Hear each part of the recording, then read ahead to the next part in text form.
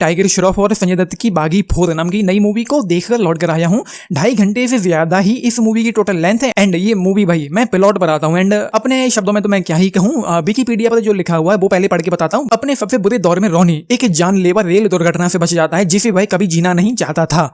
दुख और अपराध बोध से ग्रस्त वह आत्मविनाश की ओर बढ़ता है और उस महिला की यादों से घिरा रहता है जिसे वह प्यार करता था और शायद खो चुका था।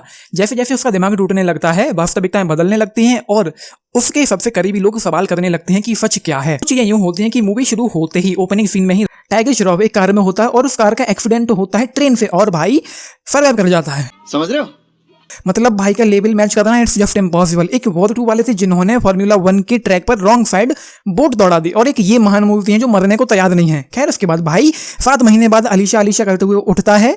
कुछ थोड़ी बहुत हेलुसिनेशंस होते हैं, काफी सारी मेमोरीज भूल चुका है और वो उस लड़की को ढूंढ रहा है जो मर चुकी है, उसको ऐसा लगता है। एंड बस वो उसी को ढूंढता रहता है। कोई भी ये मानने को तैयार नहीं है कि अलीशा नाम की कोई लड़की कभी एग्जिस्ट करती भी थी या नहीं थी। एंड उसके बाद में मतलब क्या ही बताऊं, मेरे पास कुछ भी नहीं है कहने के लिए। मूवी का जो स्क्रीन प्ले है वो कोई खास उतना तगड़ा नहीं है, उतना टाइट नहीं है। मूवी पेसिंग वाइज काफी कमजोर सी लगती है, स्लो पेसिंग लगती है एंड बहुत ज्यादा एंगेजिंग भी नहीं लगती है। मूवी इंटरवल होने तक बस चलती रहती है एंड इंटरवल में जाकर के ही क्लियर हो पाता है कि वो लड़की सच में एग्जिस्ट करती भी है या नहीं करती एंड या उसका हेलुसिनेशन था।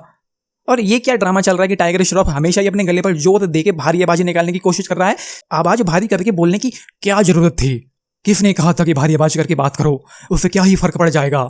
जबकि मुझे लगता है कि भाई को एक्टिंग करने के लिए पैसे दिए गए होंगे, ना कि भारी आवाज निकालने के लिए। हालांकि भाई को इन दोनों में से कुछ भी करने को नहीं आ रहा है। टाइगर श्रॉफ दुनिया को मालूम है कि भाई कितनी कमाल की एक्टिंग करता है। वो तो इंडिया में ऑस्कर है नहीं, वरना इंडिया वाले खुद ही अपने India make Oscar tiger Shroff को पता नहीं कितनी बार दे चुके होते। संजू बाबा फिल्म में गुंडे बने हैं और उस गुंडे को बिल्कुल भी डेवलप नहीं किया गया, उसके बारे में कुछ भी पता नहीं चलता। बस उनकी लव स्टोरी पर फोकस किया गया एंड अगेन उसको भी बिल्कुल भी डेवलप नहीं किया गया। एक आधी उम्र की लड़की से संजू बाबा का इश्क चल रहा है और इस मूवी के मेकर्स हमें एक चीज नहीं समझा पाए हैं कि अगर कोई ये मानने को तैयार नहीं है कि अलीशा नाम की लड़की कभी कोई एग्जिस्ट करती भी थी या नहीं थी, तो रोनी को उसकी गिरी भी किसने दिखाई? और संजू बाबा की शादी वाला जो वो सीन था, वहां पर इतना सारा खून खराबा दिखाने की कोई जरूरत नहीं थी। आई गेस शायद ये चमन चूतिए समझते होंगे कि एक्सट्रीम वायलेंस की वजह से एनिमल मूवी चल गई थी तो हमारी भागी 4 भी चल जाएगी। अब एक झंडू एनिमल की स्टोरी लाइन अच्छी थी, उसके हीरो में दम थी और रणबीर कपूर की परफॉर्मेंस भाई साहब आज तक उनका बेस्ट काम एनिमल में देखने को मिला है। और तुम्हारी हीरो को एक्टिंग आती है ऐसा सिर्फ तुम लोगों को लगता है, जबकि पूरी दुनिया को ऐसा नहीं लगता है। और ट्रेलर वाला वो जो एक सीन था जहां पर संजू बाबा क्राइस्ट को धमकाने के लिए चर्च में चले जाते हैं, मैं जानना चाहता हूं कि भाई उस सीन को किसने लिखा और किसका आइडिया था कि ऐसा भी सीन इस मूवी में होना चाहिए। और उसके डायलॉग क्या है? गॉड अगर तूने मेरी अवंतिका को वापस नहीं किया तो मैं तेरी इस दुनिया को ऐसे बर्बाद करूंगा कि सब देखते रह जाएंगे।